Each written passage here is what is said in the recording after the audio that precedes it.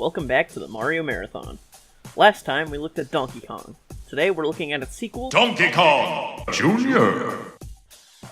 After the worldwide success of Donkey Kong, obviously Nintendo got to work on a follow-up. It was decided that the game would have totally different elements, but the same platforming climbing gameplay. The first way they implemented this was changing the locale from the construction site to the jungle. This meant instead of climbing ladders vertically, you climb vines both vertically and horizontally. And instead of fire and cement for obstacles, the game was to have crocodiles and birds on your way. Mario's home turf was the construction site. Here in DK's jungle, he was out of his element. Nintendo R&D 1 decided to bring in a new character for the player to guide, Donkey Kong's son, Jr.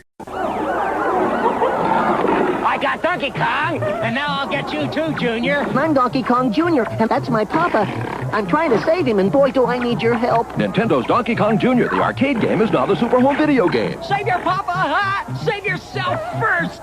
He's chasing me with snapping jaws, and I could fall. Help Donkey Kong Jr. save his papa on your ColecoVision, Atari 2600 VCS, or Intellivision video game system. Game players everywhere, please help me save my papa.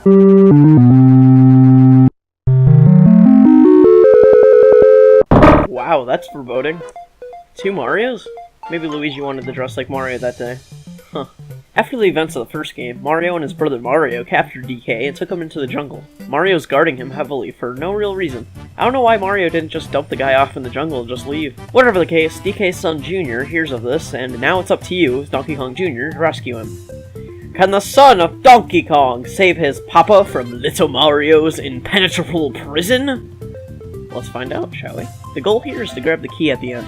You can do just about everything you could in the last game, but hammers aren't here this time. Instead, you can touch these fruits to make them fall on your enemies, which is a pretty cute touch. If you're climbing one vine, you move super slow, but if there's one to your side, you can move towards that direction to grab it as well.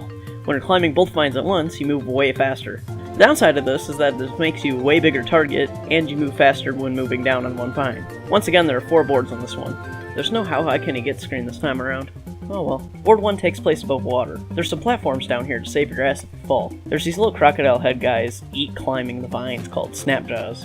Where the fuck you go? Board 2 has you in the treetops. There's a little spring over here, kinda out of place in this jungle setting. Over here is a moving zip line you gotta grab onto to make your way up to the top. Instead of vines though, you're grabbing onto chains. A bit of foreshadowing. The main enemies here are these birds called nitpickers. They can not only fly across the screen very fast, making you have to dodge them, but they can drop fucking eggs on you. Something odd in this game, each level has its own clear music. They're all catchy, but I wonder why they even bother doing that. After Board 2, DK gets carried off by helicopter to Mario's hideout as the Can-Can plays. Junior follows suit on Umbrella, of course. Board 3, Mario's hideout. Why is Mario so fucking evil in this game? Like I said, he should have just dumped Donkey Kong off in the woods, but he's got an electric-ass evil lair. DK's still in this cramped little cage. He's fucking whipping the air above him. What happened? This one's straightforward. You kinda zigzag up, dodging sparks, but being careful not to jump into the electric ceilings. Wait? They don't hurt you. They totally look like they would. Am I crazy for thinking that? I'm glad they don't. It would be unfair since there's no short hopping in this game, but still. They could've just, not have them, and it would've been way better. Board 4. Like the first game, it plays differently because the goal leads directly to the ending. This time, each chain lined up here, save for 2, have keys. You have to just push them all up to the top to unlock the stakes attached to DK. There are too many fucking nitpickers. Way too many. It's such a pain in the ass to dodge them all. Plus, on top of the aerial assault, there's the Snapjaws too. I will nail Donkey Kong Jr. to the fucking cross, I swear. It's the final stage, but this difficulty spike is crazy. Once all is done, Donkey Kong falls once again, and Mario too this time. DK is caught by his son because Kong's a crazy strong, I guess, and they jump away whilst posing. Mario goes after them, but Donkey Kong kicks them back, ending the game, until it restarts. Jr. is so much better than Donkey Kong. I can't even tell why, I just had more fun with this one. There's a tad more charm, like DK kicking Mario and then him running away, or Junior's death animation, or any of his animations at all, really. It's also, save for the last board, more consistently well designed.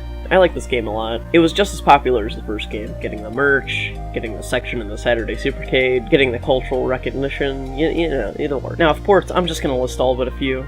I'll go in detail with some. That shit took way too much time out of both the video and the editing last time, and it's not really as important, but I still want to at least cover their existence because they're still a part of Mario and Donkey Kong history. Donkey Kong Jr. was ported to the Atari 2600, Intellivision, VIC-20, NES, Virtual Console on the Wii, 3DS, and Wii U, e-reader, ColecoVision, and Coleco Adam. Whew. When making the Coleco Adam port, They decided to put an extra board, but Nintendo was all like, no creativity allowed, so that shit was, cut. It came out on its own on NES, but it was also part of 2 compilations. First is Donkey Kong Classic. This included the game alongside the original Donkey Kong. The second compilation was Donkey Kong Jr. plus Math Lesson. Math Lesson. Oh boy. There's another game released on the NES called Donkey Kong Jr. Math. It's a simple edutainment game with a DK Jr. skin on it. Maybe that's the other way around, whatever. The gameplay is exactly the same as Donkey Kong Jr., but the goal is math stuff. There are 2 game modes here. I know the title screen says 3, but Calculate A and B are just the difficulty select, basically. Donkey Kong holds a sign with a number on it, and you have to get that number through whatever math equation you can finish. Watch out, though, because you have an opponent trying to beat you to it. A pink Donkey Kong Jr. named Pink Donkey Kong Jr. Actually, no, Pink... I'm not reading that. Is a 2-player only character, but there's no 2-player mode. So if you're playing alone, he just stares at you the entire time. The second mode is Operator Challenge. You pull on chains and choose the answer. 1 number at a time. This mode sucks. This game sucks. You suck. There were 2 Game & Watch versions of this game. First, of course, is simply called Donkey Kong Jr. You climb up vines and avoid enemies to get to DK. The more you progress, the faster the Snapjaws and Nitpickers come. Second one is called Donkey Kong 2. You grab a key at the bottom screen and climb up avoiding nitpickers at the top, unlocking one of 4 locks. Once all are unlocked, DK is free and you get fuckloads of points, and the game restarts. And that was Donkey Kong Jr. This one didn't take as long because there's not as much history to this one. I'll see you all next time for a compilation of Game & Watch games. Until next time.